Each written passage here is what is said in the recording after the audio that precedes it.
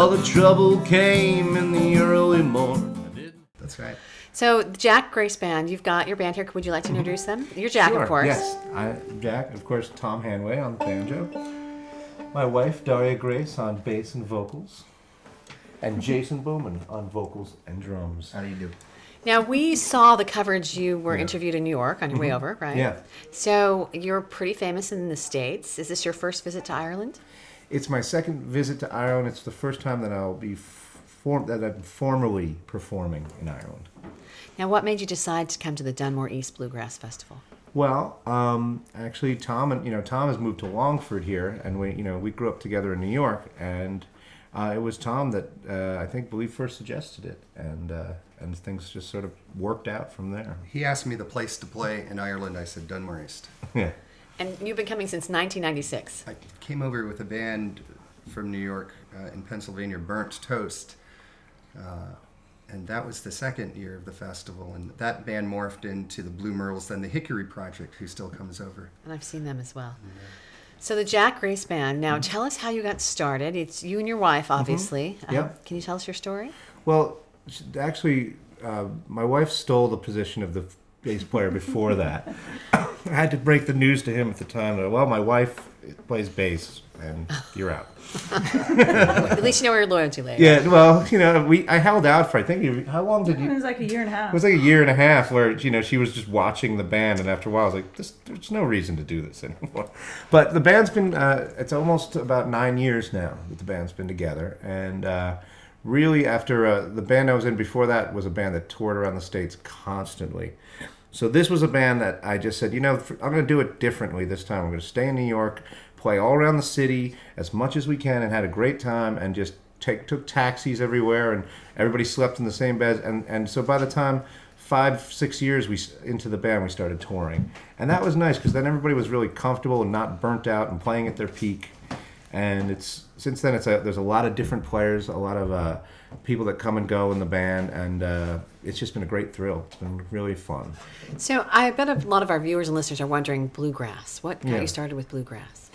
Well, I had a guitar teacher when I was 18. His name was Tom Hanway. Oh, another connection. Yep. And let's see, he first started teaching me some finger picking things, kind of sort of techniques, and it sort of just got things going from there. And then from there, I sort of lost my way and started playing, as my wife teases me, white boy funk music for a little while. And so finally, when the smoke cleared and that was done, I came back to country music. And it's just, it's also the thing that's great. I'm 40 years old now, and I kind of feel like what's wonderful about this style of music is that it can be, if you do it right, it can only just get better as you get older. Whereas, in rock, you sort of have a point where you're like, it starts to fade, maybe. Maybe you don't look as good with your shirt off and biting a bat head off at 60. Ozzy, yeah. Yeah, exactly.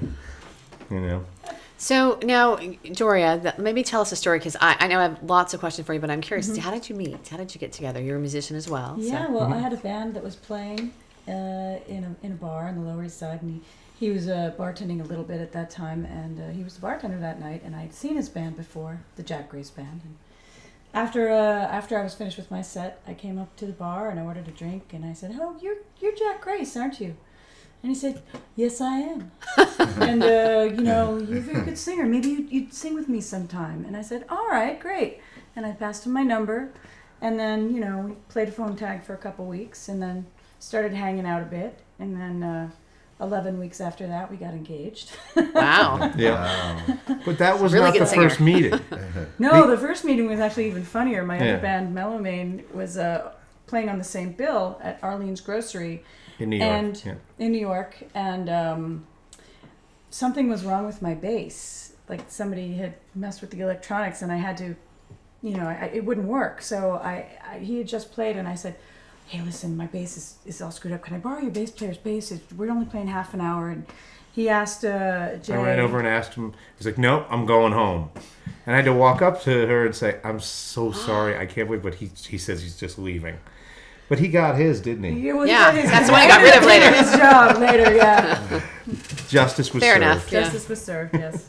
Well, that's such a lovely story. But it was great that you sing together. Now, how about the music that you play? Is it original? Do you use other artists? Well, the focus is definitely original music. I mean, we have over 150 originals.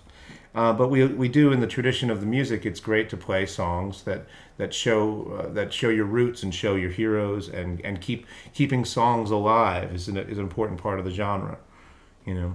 So we'll play, you know, I myself happen to, one of my heroes is Merle Haggard, who's a country singer, and I got to open for him a few times, and it's been, so I do some Merle songs and stuff like that, and whatever comes to mind. We don't have to rely on other people's material. We just play it when we feel like it, So what are some of your favorites, original and otherwise? Okay.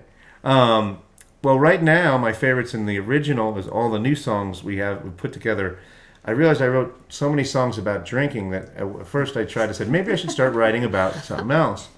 And then I said, forget it. If I'm doing this, why don't I just write about nothing else and write an entire album about drinking? It's sort of the Zorba the Greek bowl of cherries idea. I eat so many cherries that I won't want them anymore. So, but the problem is I just wrote a new record. It's called Drinking Songs for Lovers.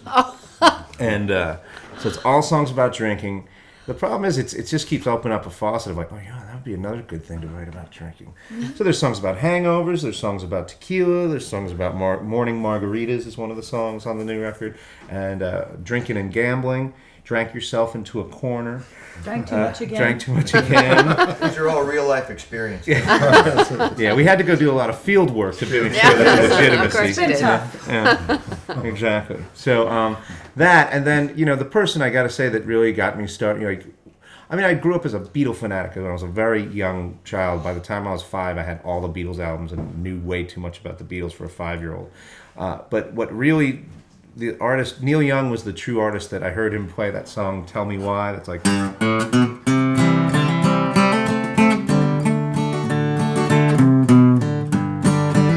Something like that. I missed one of the chords in there, but that was the song. When I heard it, for some reason, I was like, wow, one person can make all that. I got to do that. I got to learn how to do that. And then this weirdo came over to my house, started telling me what I had to do. I had to find him. I'd come to the house and there'd be traces of him, and I'd go outside and look for him and start walking through the woods. He lived way up in northern Westchester, so it's beautiful up there. Lots of deer. You probably have bears up there and foxes and lots of squirrels. So I found him hanging out with some squirrels in a tree. And brought him, and I said, "It's time for your guitar lesson, Josh." That did actually happen. So he was really a natural then. Yeah, right? Yeah. But he was great. He loved it. The passion was there. He wanted to learn how to play guitar, and he did. Yeah. That's what, and it was funny because Tom and I's differing styles in playing was, it sort of became clear to one day he goes, "Oh, you're not the kind of person that's going to learn everything note for note. I've figured that out now." Because that's sort of like what was destined to be the style of how I, as a songwriter, as soon as he taught me a trick, I'd write a song around it. Yeah. And not even learn the rest of the song for that had all the other tricks. So he'd teach me how to go, and I just immediately take it and put some other song and just, he's like, well, what about the rest of the song? I was like, no, I got it. Now I got my own song. That's what I did. So you had to manage that. So he just ran with it now. Yeah. That's good. That's creative. Yeah. See. So do you play by ear then? Yeah, Kind of I did mixture. end up doing some studies. I've just never, because we do so much of my own material, I never have to read anything because it's always in my head. But I can if pushed, but it's pretty rusty.